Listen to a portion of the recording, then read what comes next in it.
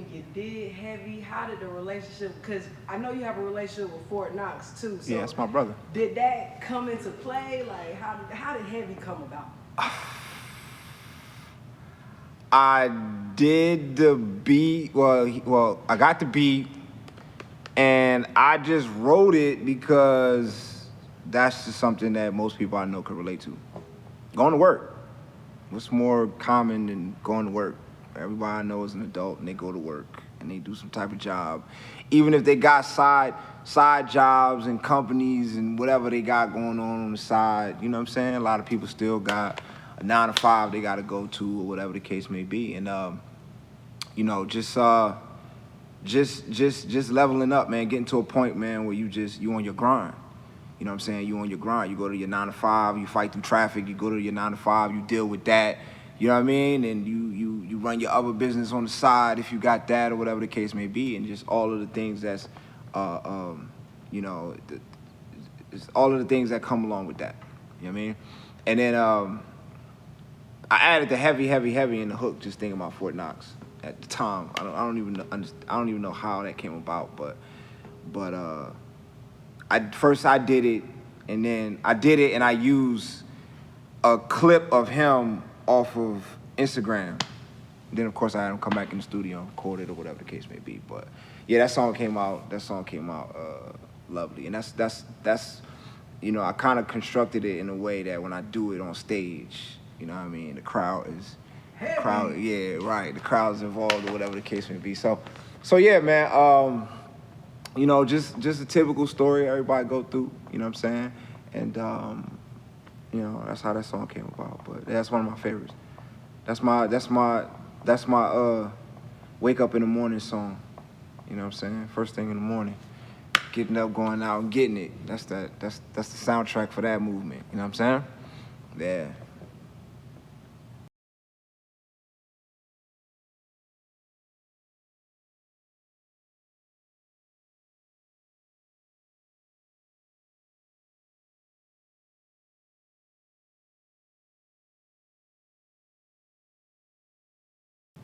So Fort Knox is your bro. How long does that relationship go back? Senior year in high school. Wow. Yeah, I met Fort Knox my senior year in high school, and he was a freshman at UGA, and yeah, just, you know, met him, and just he was just kind of this big figure on campus, you know, that everybody knew for being really nice at freestyle battling. You know, just had this reputation for being just you know, just this, he just always wanted to battle somebody. So that's how we met. This is around the time where I just first started messing around with rapping. I wasn't necessarily good at it or whatever. I was just messing around. And he's one of the first people who taught me how to freestyle. You know what I'm saying? So that's how we met. You know, first it was just kind of like a, you know, big brother type of relationship.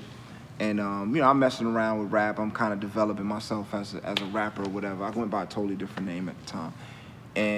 But at the time also, he had a management company called Tri-State Management. It was him and his 2 brothers. And you know, this is around the time I started kind of wanting to get into music and do it professionally or whatever.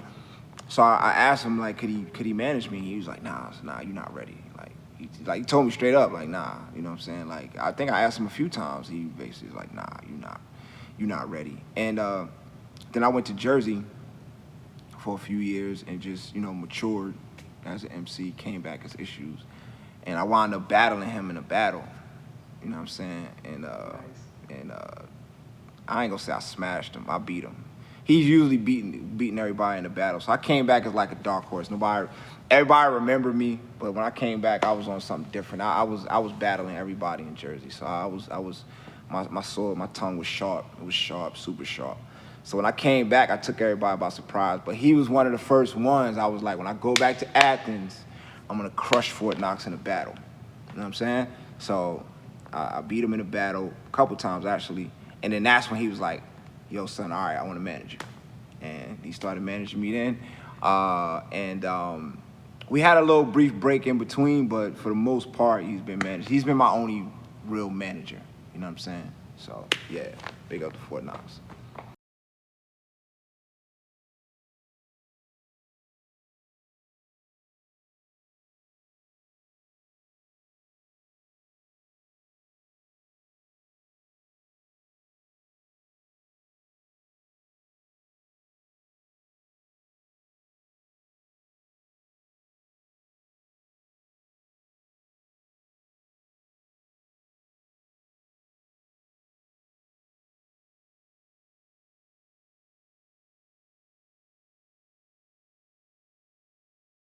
So what's the motivation behind the cover art?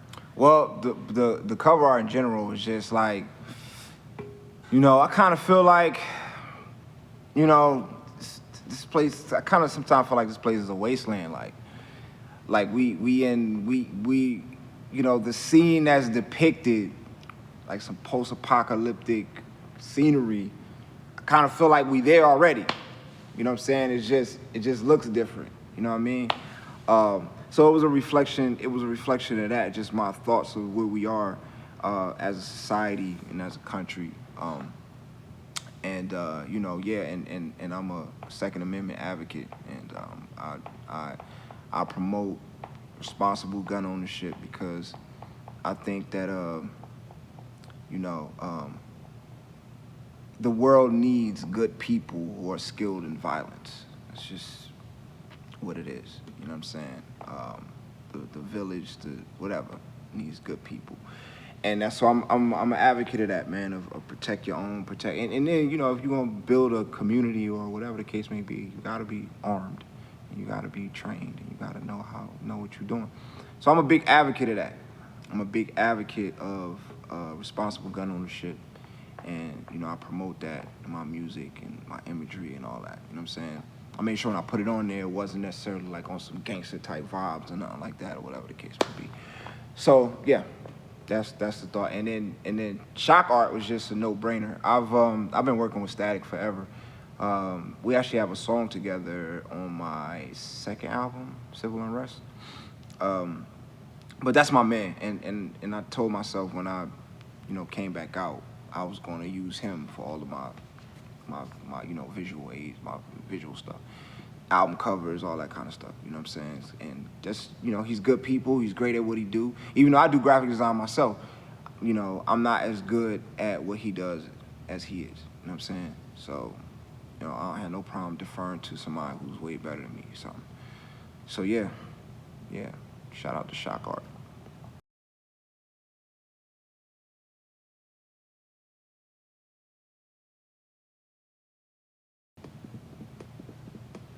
So what would you tell an Ishues the Artist fan, supporter, listener from the last project or even projects in the past? What is the difference from those projects to this one? Or is it a difference? Or is it just more of the same on killing them? Or like, what is it? Maturity.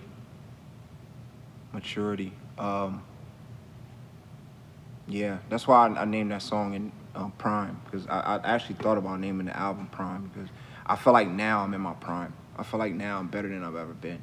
And just, you know, just not just lyrically and being able to do what I could do lyrically and performing or whatever the case may be. Like, I feel like I'm better as a performer. I feel like I'm better as a writer. I'm better freestyle, top of the head. You know what I'm saying? I'm just better at all aspects of the game than I was back then. So back in the day, you know, my first two albums, you heard a lot of hunger. You know what I'm saying? You heard a lot of just youthful exuberance and just hunger, tenacity. You know what I'm saying? Now you hear maturity. You know what I mean? Me comfortable with who I am as a person, as an MC, as a performer, as an artist, and I think that reflects well in my music. You know what I'm saying? And this album probably right now is the pinnacle of me as an artist artistically. This is my best work. This album is my best work. And I've taken a lot of artistic freedoms, you know what I'm saying, a lot of artistic liberties that I didn't take in previous albums. So So yeah, that's what I would say.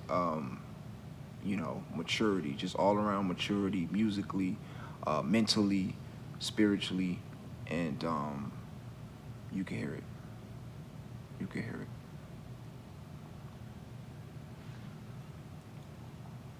So,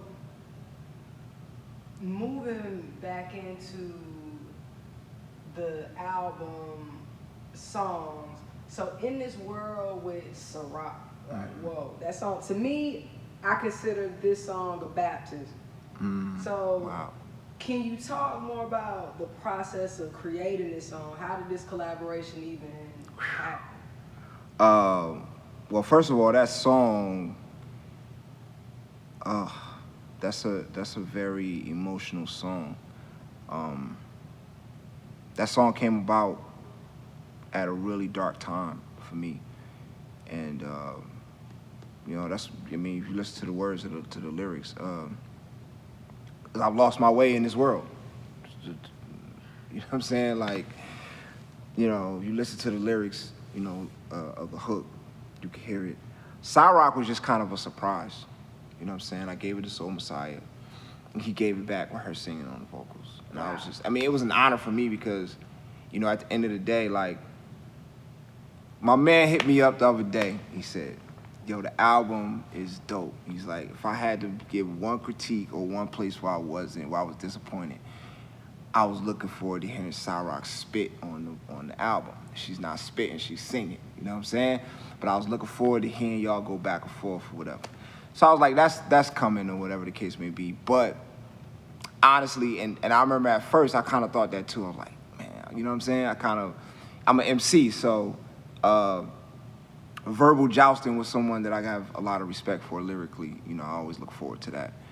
But when she sang on the hook, I actually gained more appreciation for her doing that than the verse, because I thought about it. I was like, I really respect her as a vocalist and an artist, and she's singing something I wrote. If she do a verse, she'll be doing a verse that she wrote, but she's featured on the album and she's singing something that I wrote. You know what I'm saying? And to me, that's even more powerful. You know what I mean? Because sometimes an artist of her caliber or whatever the case may be, they don't always want to sing something you wrote. They want to sing what they wrote. They don't want to be on the hook if they ain't write the hook. You know what I'm saying?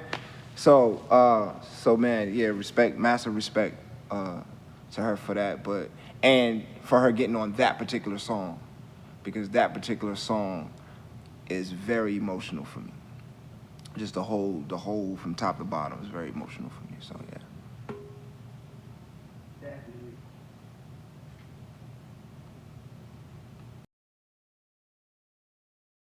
In a time you spoke about healing. What does healing look like to you? Truth.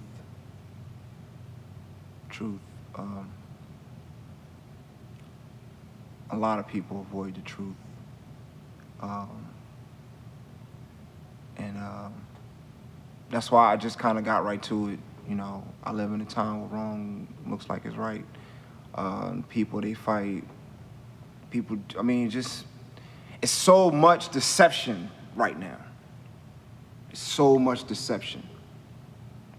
And I feel like in order to have, the thing about truth is it's very uncomfortable. It's very uncomfortable. It's not just for people who want to relish in the falsehood, but just anybody in general. It's very uncomfortable or very scary to feel like you're healthy and then go see a doctor and find out you have very high blood pressure. You know what I'm saying? You suffering from some sort of illness that you didn't even know you had. Your heart is enlarged. You know what I'm saying? That's the truth. But, hearing the truth can sometimes shatter your whole world. So for me, healing first comes with just speaking the truth. And that's why I was very, I didn't get cute with the lyrics in that song. I just kind of straight to it. This is that. You know what I'm saying? Killing is a viral video. So be careful how you deal with folks. People get killed now. There's people out there killing people just for the thrill of killing people, just to put it on social media and get the little high from the attention that they get from it, even though they're going away for the rest of their life. Or they might lose their life, or they might take their life. I mean, it's just, you know, this drug that everybody's hooked on called attention, you know what I'm saying, which is very addictive, makes people do strange things, you know what I'm saying? So that's why I spoke about that and it's, you know, just throughout the song, you know, everything pretty much I'm talking about. But even in the hook, just, this is the time that we live in. This is the truth about the time that we live in. You know what I'm saying? Making no judgments about anything. Just telling the truth about the time that we live in. And healing takes place once you accept the truth. No matter how difficult or, you know, or uncomfortable it may be. Yeah.